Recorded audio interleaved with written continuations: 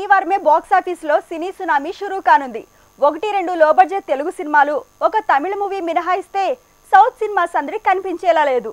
కానీ Bollywood movie animal north లోనే కాదు, సౌత్ లో కూడా సునామీ క్రియేట్ చేసేలా ఉంది.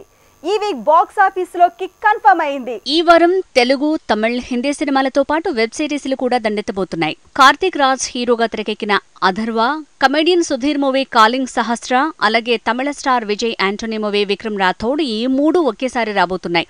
అయితే ఓటీటీలో మాత్రం ఈ వీక్ నాగచైతన్య మొదటి వెబ్ సిరీస్ దూత రిలీజ్ కి రెడీ అవుతోంది. ఈ వారం వార్ వన్ సైడ్ అయ్యేలా ఉంది. సందీప్ రెడ్డి వంగ మేకింగ్ లో తెరకెక్కిన యానిమల్ పాన్ ఇండియా లెవెల్లో రాబోతోంది. సౌత్, నార్త్ అంతటా సందడి పెరగబోతోంది. రణబీర్ ఎంత బాలీవుడ్ స్టార్ అయినా తెలుగు, తమిళ్, మలయాళ, కన్నడ మార్కెట్లో యానిమల్ కి డిమాండ్ పెరగడానికి కారణం సందీప్ రెడ్డి వంగ.